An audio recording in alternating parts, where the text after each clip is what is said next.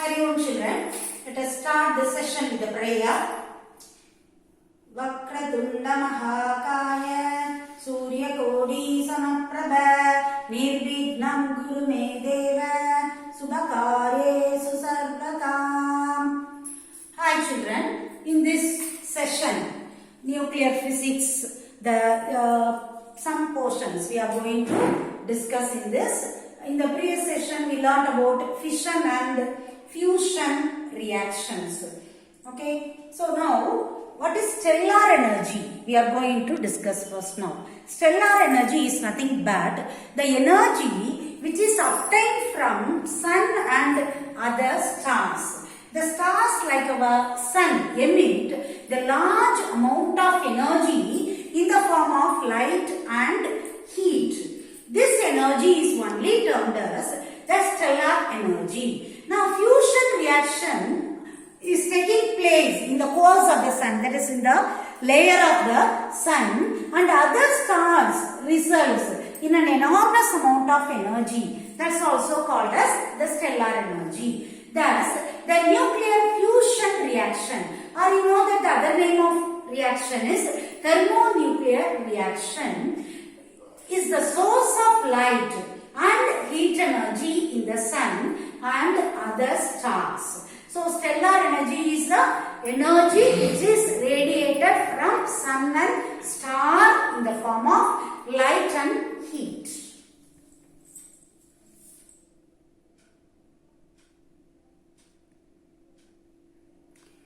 Now about hydrogen bomb. We will see. Hydrogen bomb is based on the principle of nuclear fusion reaction. Okay, here always it is designed so that the atom bomb will create the large amount of temperature. It will create high temperature and pressure which is required for fusion reaction. When it is exploding, then the fusion takes place in the hydrogen core of the hydrogen gas layer and leads to the release of a very large amount of energy in an uncontrolled manner. The energy released in a hydrogen bomb is really much greater than released in an atom bomb. That is during fission what happens. So the energy released by a hydrogen bomb because of the fusion reaction will be greater than the atom bomb.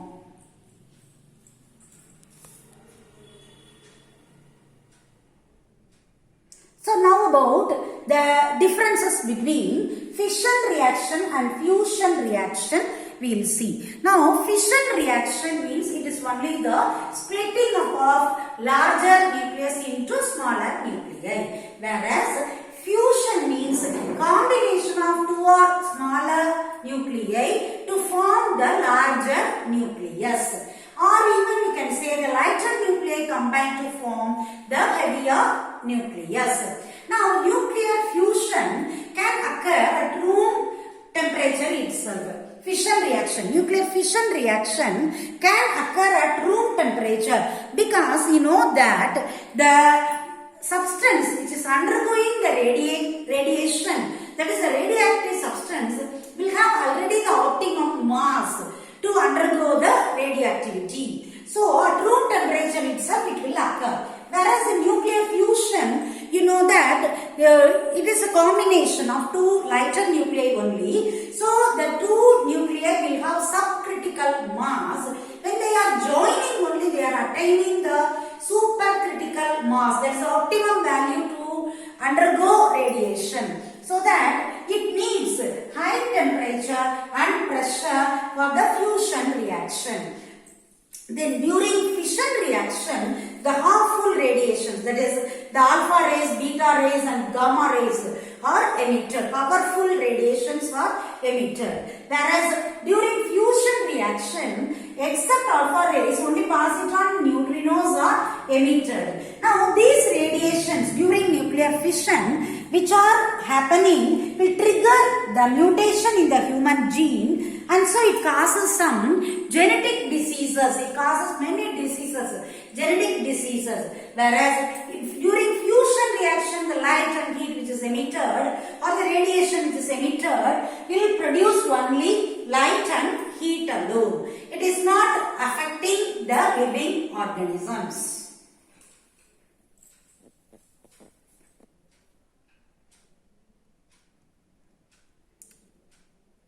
Now about the uses of radioactivity. We will see uses of radioactivity means some radioactive isotopes are useful for many purposes in agriculture, in industries. It is much useful. So in our medical field also it is useful. Now radioisotopes can be obtained from radioactivity. Now these radioisotopes have found variety of application in the field of, as I told you, industry, medicine and in agriculture. In agriculture first, when we are considering the isotope of phosphorus, that is P32, is helping to increase the productivity of the crops. That is the amount of crops produced, yield, what we are getting due to agriculture, that can be increased by using this phosphorus. The radiations from the radioisotopes can also kill the insects and parasites and it prevent the wastage of agricultural products also. So, radioisotope of phosphorus is increasing the productivity and it kills the insects and parasites and it prevents the wastage of agricultural products. Other than this, now the radiations which are given out by this radioisotope will make the yield, what we are getting from the agriculture, due to agriculture, what we are getting, the products, what we are getting, will be made as a fresh one beyond their normal life. That is, the storage time of the yield can be raised. Very small doses of radiation prevents sprouting and spoilage of onion, potatoes and gram. You know that these products, onion, potato and grams, will be easily spoiled. They will make sprout and all, and it will become rotten also. So, to avoid these things, a small doses of radiation can be given to make it as a fresh product.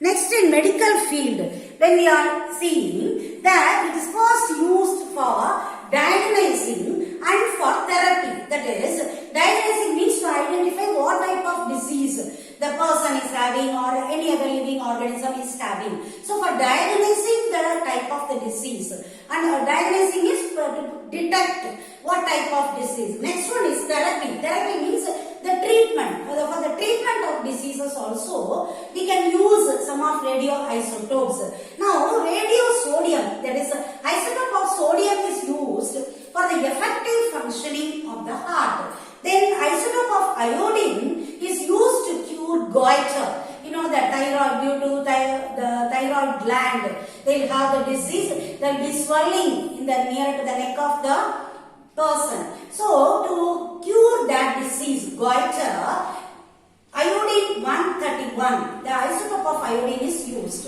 Then isotope of iron is used to diagnose anemia. Anemia means the iron should be present in our body in correct amount. Otherwise, we call that person as anemic. That is, the person will be so white in color, and then the eyes also will be fully white color without even the blood circulation, the nerves. We cannot identify that. And also, to provide the treatment also for anemia, we can use the isotope of iron. Isotope of iron can be used for diagnosing as well as for giving treatment for disease, anemia we can use. Then next, radiophosphorus. It's used in agriculture as well as here also for skin diseases.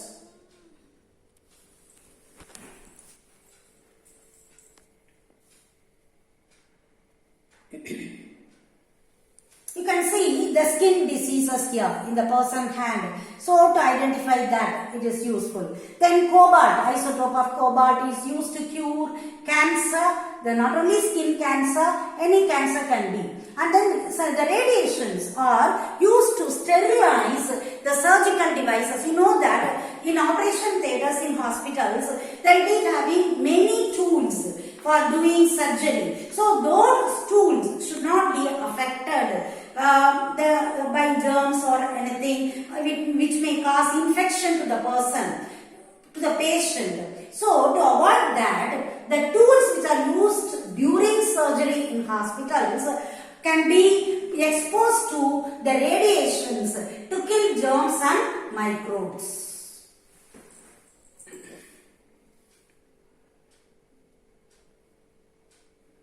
Then in industries, that is isotope of californium is used in airlines to find whether the passengers are having the explosives in their bags. To detect that, the californium, isotope of californium is used, and americium is used in many industries to find the smoke detector. You know that industries mainly they will prevent the smoking. The person who is working nearby machine should not smoke. That is a condition in the industries. Now suppose in case in hiding places, if they had smoked and came out to do the work near to the machines, now this isotope of americium will identify whether the person has smoked or not. So as a smoke detector, the isotope of americium is used.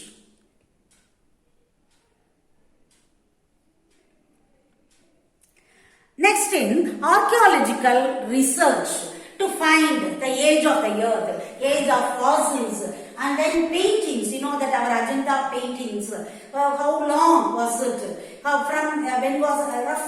When was it painted? To find that, then the age of the tree, age of animals by seeing the skeleton which are seen under the earth. So for monuments, even to find what is the age of the monuments, for that and all, we are using the isotope of carbon, radiocarbon, that's called as radiocarbon. So in radiocarbon dating, we can, radiocarbon is determined, and this gives an estimate about the age of all the things, either painting or animals or plants, age of the tree, they can be able to find out.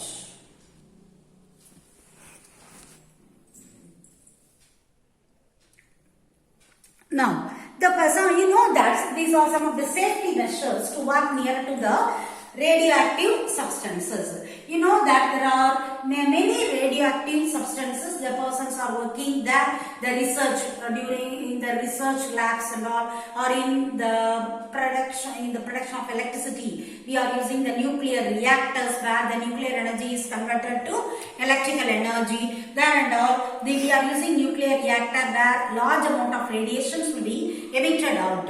Now, those radiations will do some harmful effect to the living organism, the human beings who are working nearby. So, what are the preventions should they take to prevent their life?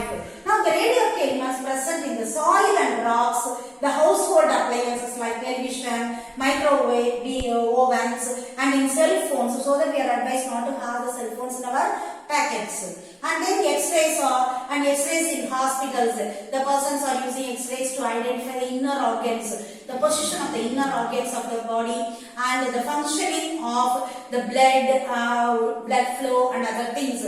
So these are used. These radiations are also producing some effect, but it's not so severe effect. And because we are of low intensity only, so that we are even advised not to use X-rays often. Only in rare cases we have to use it. Then the second source of radiation exposure is man-made. These are due to the nuclear reactors, as I told you, which converts nuclear energy to electric energy. Okay, so improper and careless handling of radioactive materials will emit harmful radiations to the environment, which not only spoil, damage the life of human beings, but also the other surroundings, other living organisms in the surroundings also. A person who is exposed to radiations very closely for a longer duration is a great health risk and can be affected genetically.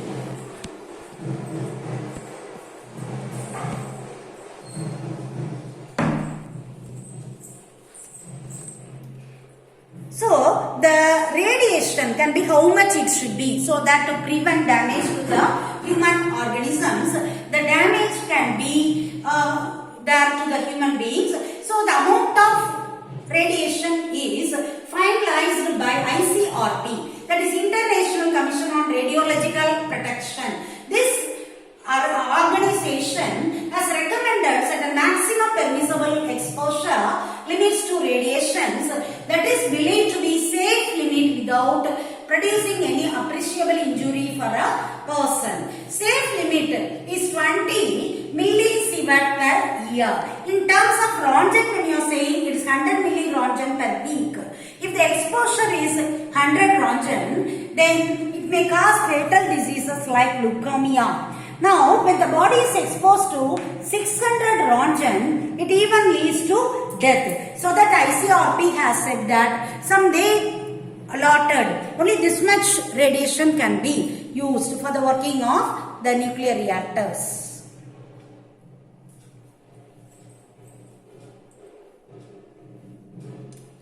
So other preventive measures are the radioactive material should be present in lead container, in a thick wall lead container, and the persons who are working nearby the nuclear reactor can use lead coated aprons, gloves, lead gloves to avoid the hazardous radioactive materials and should avoid heating while they are working near to the nuclear reactor.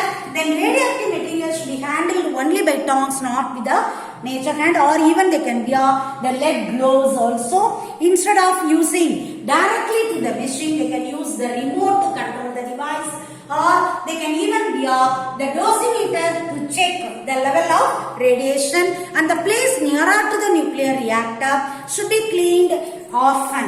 The place near to the nuclear reactor should be cleaned often.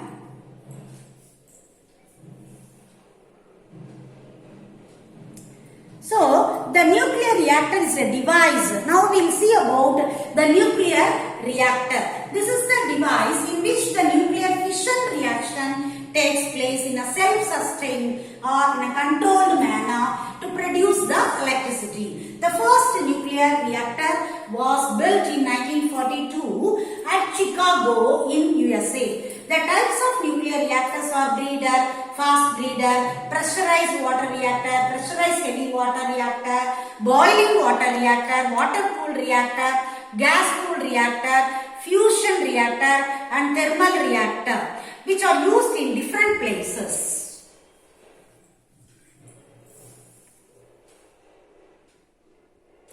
Now, in the nuclear reactor, the essential parts are fuel rod, moderator, control rod, coolant and protection valve. Now, fuel means the substance which undergo the nuclear reaction, that is fission reaction. The commonly used fuel material is uranium. Then moderator means it is used to slow down high energy neutrons to provide slow neutrons.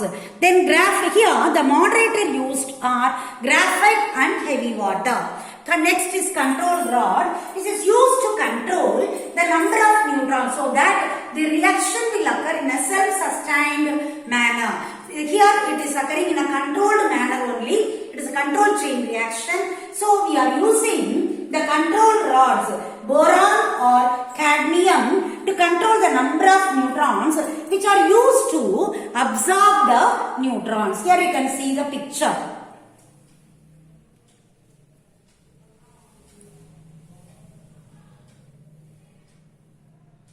Now in this picture, you can see that this is a picture of nuclear reactor.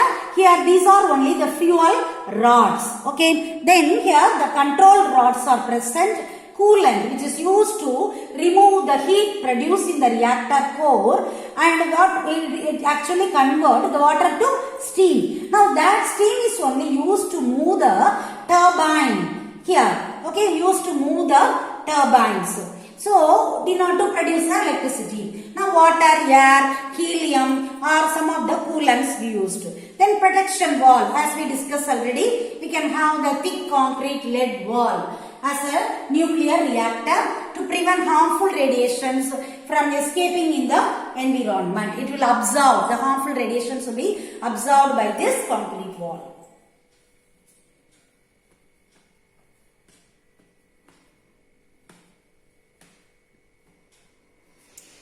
Coming to the uses of nuclear reactor, it is widely used for power generation, that is to produce electricity, and also to produce the radioisotope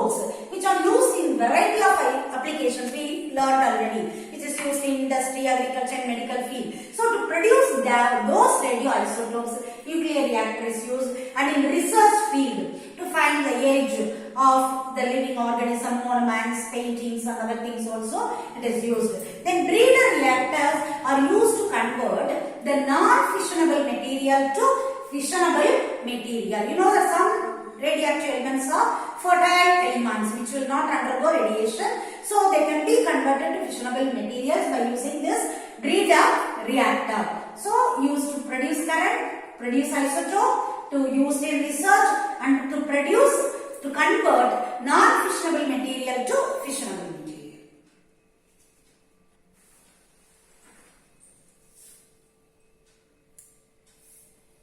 Now some of the nuclear power plants in India, that is where and all are we having this nuclear power stations are, that is Indian Atomic Energy Commission. It was established in August 1948 by the Department of Indian Scientific Research Committee at Bombay in Maharashtra. Then it is a nodal agency for all the research done in the field of atomic energy. Then the famous Homi Jahangir Baba was the first chairman of Indian Atomic Energy Commission. Now it is only known as the Baba Atomic Research Center, that is BRC in short.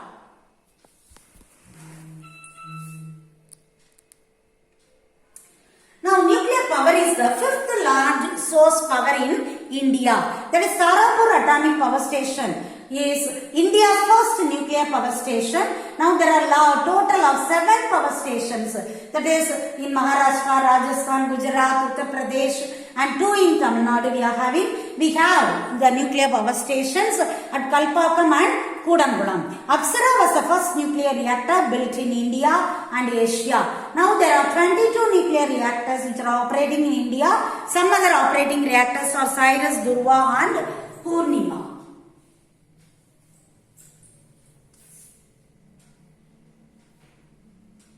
So coming to the summary of today's session, today we learned about stellar energy, uses of radioactivity, preventive measure, what are the parts in the nuclear reactor, then where are nuclear power plants present, first where was it, now in Tamil Nadu where are they, okay, so like that we learned. By this we end this session. The chapter is also over. So in physics we completed all 6 chapters and you have videos for all the 6 chapters. So children, I think you will get more benefit from these videos. Thank you children.